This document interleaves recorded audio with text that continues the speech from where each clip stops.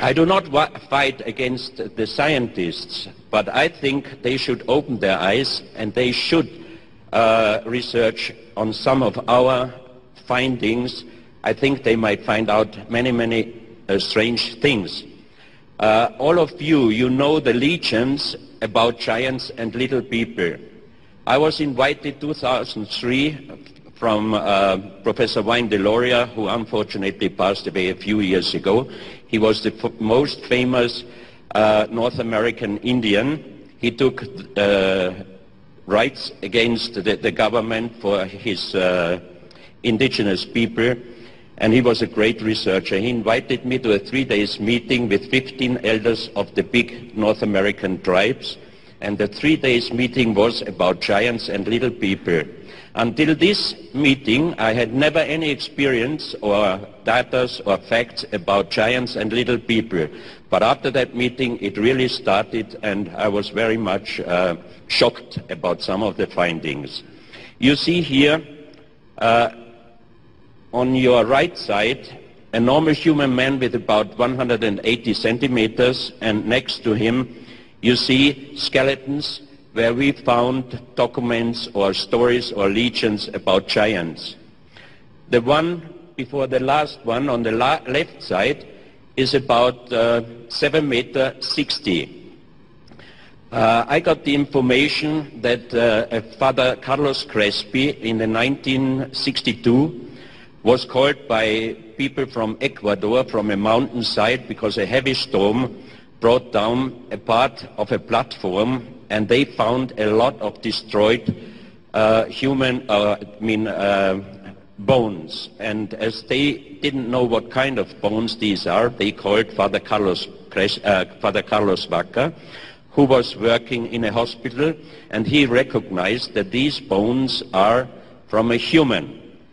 But he also found out that this skeleton must have been the size of 7.6 meters. Here you see Professor J.J. Hertag, an American researcher, in front of the big human footstep in your own country. So that means giants also lived in South America. In South Africa. Here you can see a photo with some of the bones. Father Vaca recognized some of the bones and he described them.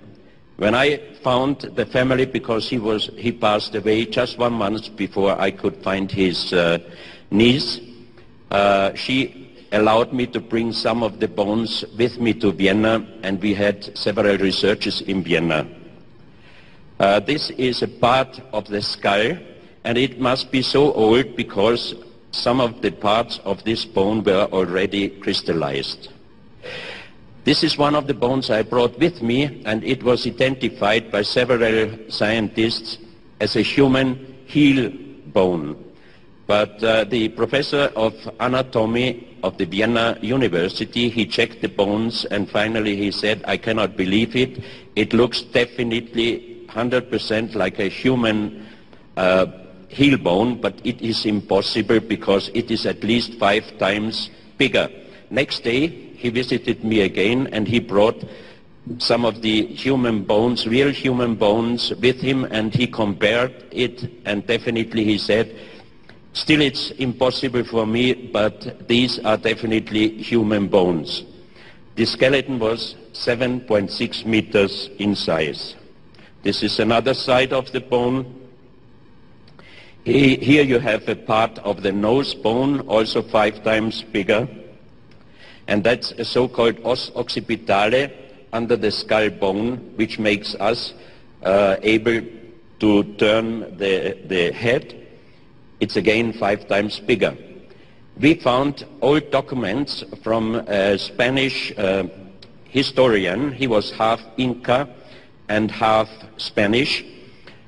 He was writing in 1576. Today we found several human skeletons at the coast of Esmeraldas in Ecuador, and they were all 5 times bigger than we were.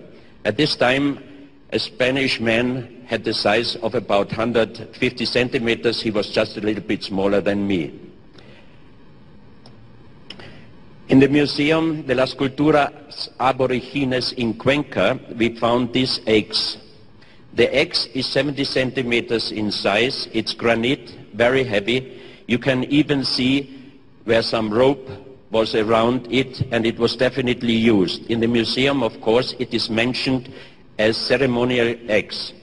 And we did measurements with existing real stone axes, and the size of this one is again 5 times bigger.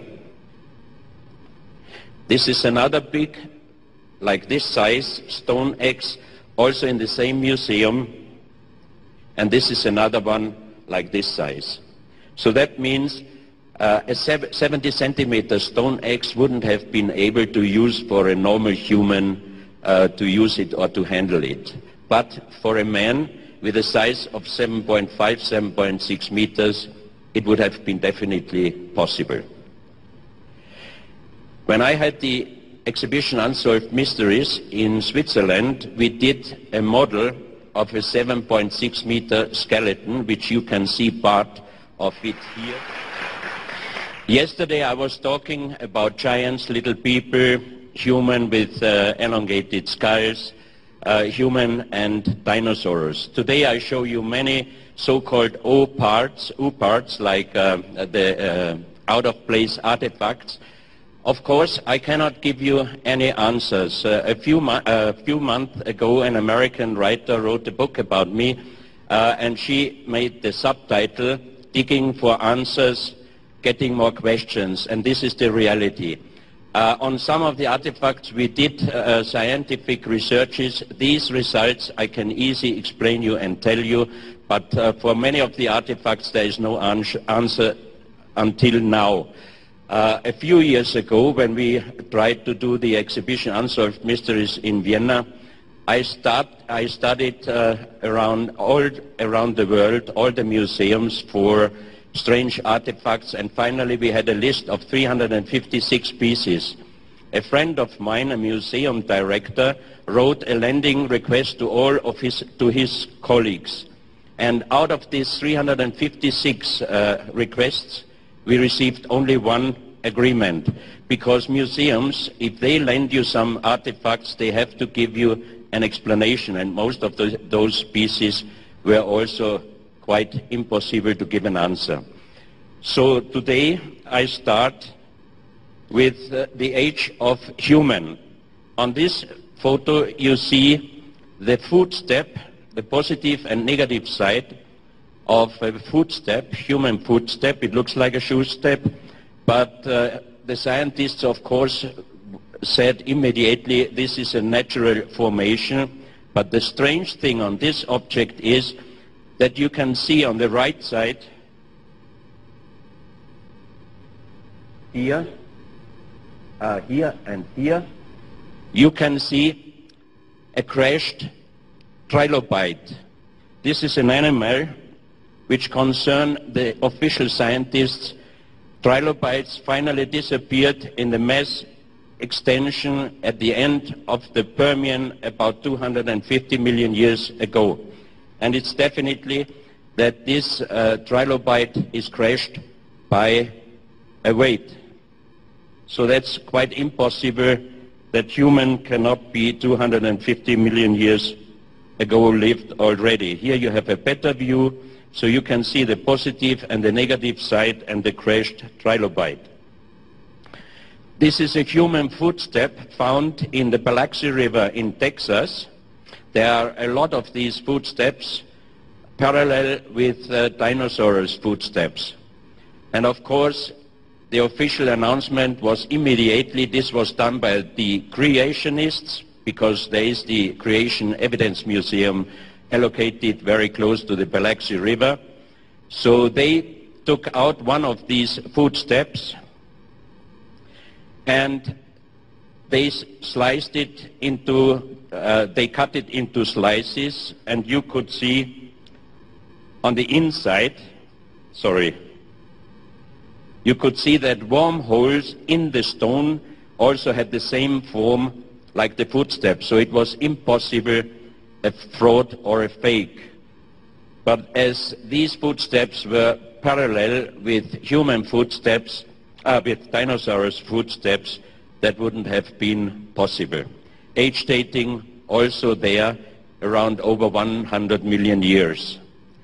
This is a petrified human hand print, also in a petrified, and also the age dating should be over 50-60 million years. So is it reality that we human only are until now over 1 million year old, or did human live already long time ago? This iron cup was found in United States in a coal mine, and it was enclosed in a big stone brick. And when they broke this piece of coal, inside was this metal, this iron cup. And you can see that the pressure of the petrification of the coal put some part of the coal directly into the iron and deformed it. The age dating of the coal in the area where it was found, geological age, is 65 million years. This is a petrified human finger, and they cut it also into pieces before they did some X-rays, and you could see that the inside, where the bone is much stronger than the area where the meat was, and you can see even the fingernail. These pieces are presented in Glen Rose at the Creation Evidence Museum. Here you see a monastery in Colombia.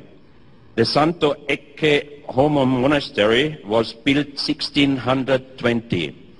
The area in Villa de Leyva, that's the place called Villa de Leyva, is full with fossils.